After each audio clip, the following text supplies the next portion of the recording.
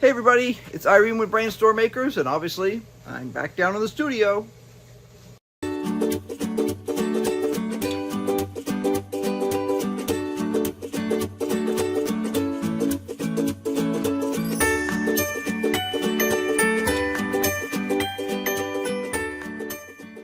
In previous videos, we talked about the fact that at the last end of my casting session, we had a fail.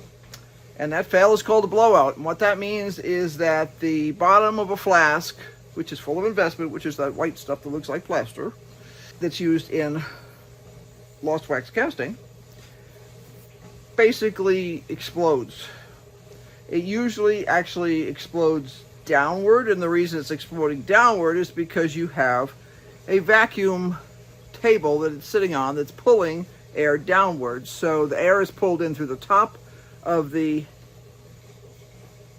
flask, through the investment, and down at the bottom, and that helps to draw the hot metal in when you're pouring the hot metal in the top. Now, when that goes wrong, you wind up with hot metal down into part of the machine. And the machine is designed to be able to tolerate that. It knows that this will happen at some point in its existence, and you don't want to destroy anything. So today what I'm going to do is I'm going to start the process, if not finish the process, we'll see, of doing a little bit of maintenance on this. I have to rebuild the section that got messed up, but I'm also going to do some regular maintenance. Now, the first thing I did when I got down here was start a wood fire in this wood stove, and I'm going to go check that right now. I can hear it popping. I want to make sure it's got some good fuel on it because I don't want to be fussing around in the middle of other things. And I need to make sure that it's going to keep going for a while because it's a little too cold in here to do some of the maintenance very well, at least. Whee! And I had an alarm go off, so it shut my camera off. The alarm was to remind me that I have a bunch of stuff polishing over in the tumblers over there. They're not vibratory tumblers, they're the regular ones. And I have 3 different tumblers running over there. I have 2 small ones, which have pieces from the casting session that I did the other day in them. And then I have a bigger one, which has the big sprue buttons and scraps from failed castings in there, polishing up, so that can be used as old metal, because remember we talked about old metal and new metal when you go to cast.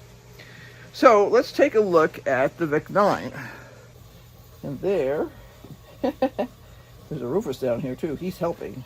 There we go, the Vic 9. Now, there's 2 parts to the Vic 9.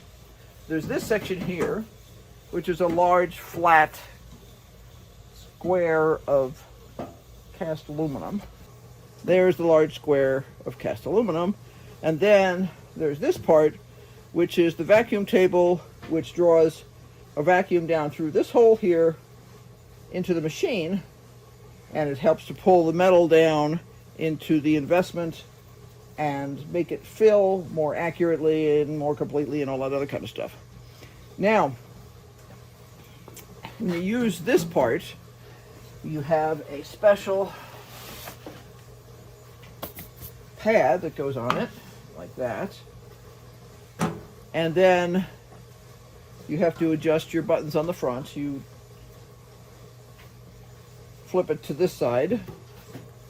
You put this over the top, and it draws a vacuum, which will make this stick to this pad. You have your investment in here, either in a bowl or in your flasks, and because you're actually dropping you're putting a vacuum on this and you're dropping the air pressure, it will cause it to boil. Now, it's not boiling exactly the same way as we would think of water boiling, because it's not super hot or anything. But what it is doing is it's causing the air bubbles that are in the flask to come out and leave, because if you have air bubbles in your flask, you can wind up with actual bumps on your cast pieces that you don't want to have. So I'm not going to turn this on because it would be incredibly noisy and you wouldn't be able to hear a thing. But take my word for the fact that this will stick to this mat here. Now this is a little dirty in here right now because I just finished casting the other day and I haven't done a complete deep clean. And this is actually quite transparent when it's clean. This is plastic and it has a tube on the back of it here that goes to the vacuum pump inside the machine. Now you notice I hang this thing over to the side here. I have because it needs to be somewhere. I have a rag on here so that the inside of this is not getting scratched. This does not live on top when the other part of it is being used because these are burn marks, basically. You'll see that side has not been used yet. So what you can do is you can use one side until it gets too ratty and then switch to the other side. This side over here is normally a ½ inch taller, so it normally sits up a little bit like that. The spacers are out right now. And it also has a fire-resistant pad that goes on it. This one is smaller, goes right on the center like that. And then the flasks with the investment and the hole in it that's going to accept the metal goes right here. I put the lever here to cast, flip it on, and this will draw air down through here and help the metal to flow in there. Now, what happens is if you spray metal on this, it will damage it. This is a surface damage. It's probably a ½ millimeter deep. And when it gets to be too deep, you won't get a good seal on this vacuum anymore. So then you flip it over and use the other side. And the old ones used to come in multiple colors. I have been informed that it's okay. Doesn't matter what color they are anymore. Apparently sometimes we get gray and sometimes we get sort of a tannish white. It doesn't matter. But that's how the thing works. Now, inside here, I'm going to lower this, going to lower that dome to the ground because I don't want it to get knocked off. And I'm going to set it in a cardboard box to keep it from getting scratched. It's very scientific. Now this is the regular part of the maintenance. You scooch this machine forward because of the way I have it set up. And you tilt this back. Now, one of the things I can do to help with the tilting back part is I can take this, remember I talked about this board back here that's fire resistant. So I can simply remove one clamp here, and all of a sudden it is possible to take this board away. This is the actual plug that goes to this machine. It is unplugged, so that I can't possibly hit any electrical things or have anything turn on when I don't want it to.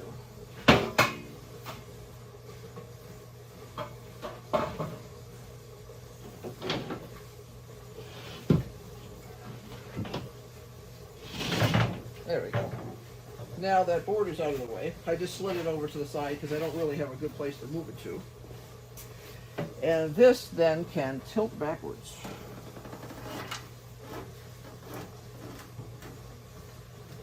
And that gives me free access to the interior. Now, I need to find one thing that fell down in here the other day. I'm not seeing it. Let's see. 1, 2, 3. I have 3 of the spacers. Ah, there it is. I knew it would be in here. These little spacers go under that small table on the right-hand side where you actually do the casting. But this part here is all part of the controls and the vacuum pump. And this is the vacuum pump right here. Now, there's a thing on the front of this. It says Fisher Technical Company, High Vacuum Pump, LAV-3, Roseville, Illinois. And that's all very nice and stuff like that. What I am looking at is I am looking at how clean the inside of this tube is. And the answer is pretty darn good. I also look at this tube, which is this tube here supplies air to a couple different locations. And one of the things it supplies it to is that tube that goes around the back here that goes to the dome.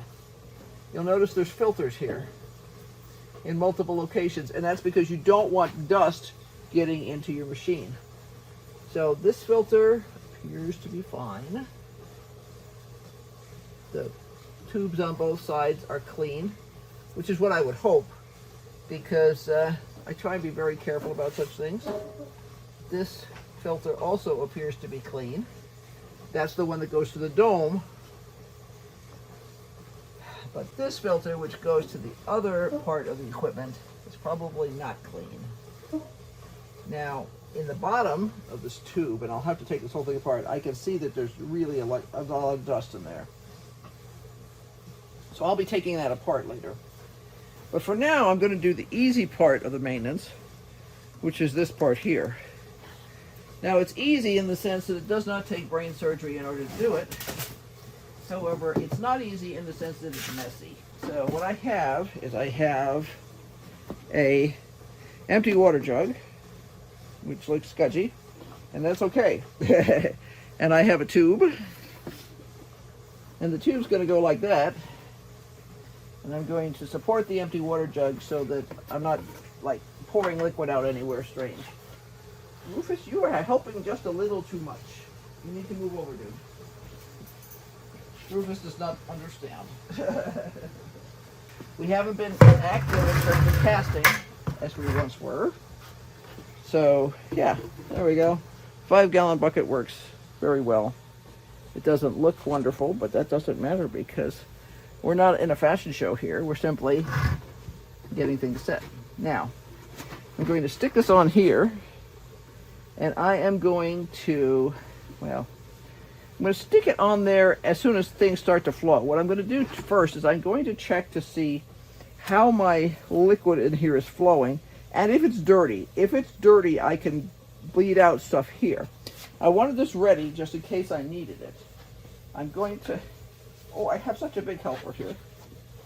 See, there's my helper dude. I don't know if we can see him or not. Let's see if I can make you see my helper dude. There is my helper dude. He is fascinated by this entire process. Yes, anyway. Mott's applesauce containers are one of the things. This was a Mott's too. Most of them are. We like Mott's applesauce when we travel on business as a healthy snack. And if you combine it with a pile of cottage cheese, it becomes a light lunch. So what I'm going to do is I'm going to stick this under this little valve. And I'm going to open the valve and see what happens. Now, if it's warm enough, nice.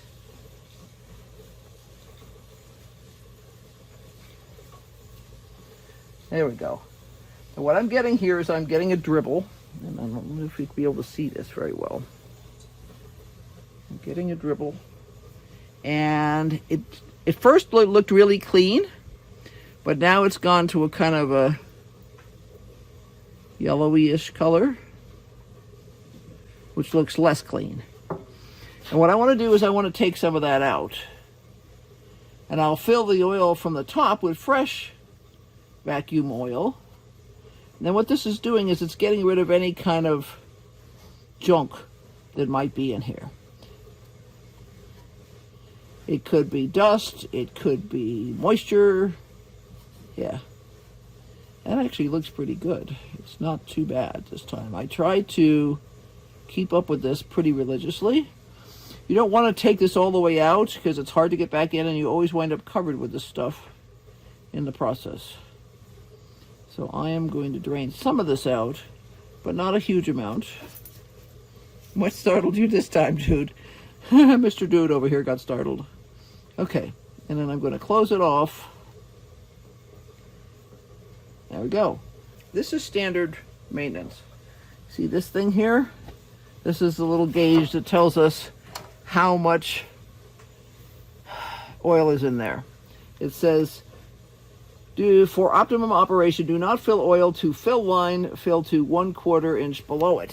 It says 1/4, but I know it's 1/4 inch. So the oil level shows as being here, and 1/4 inch below that is almost where we are. The temperature of the oil will make it expand and contract. Ta-da! Real vacuum oil. Excuse me, dude, don't help me so much. You gotta move your nose, dude. Rufus wants to know about everything, always. And I understand that, but it makes it somewhat challenging sometimes. And there's the oil fill. Nice little brass fitting with an O-ring on it. And all I'm going to do is add a little bit of fresh oil.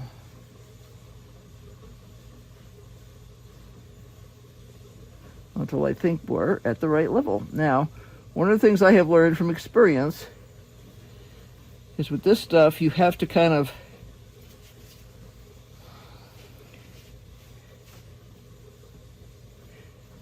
start and stop. Yep, that'll be enough.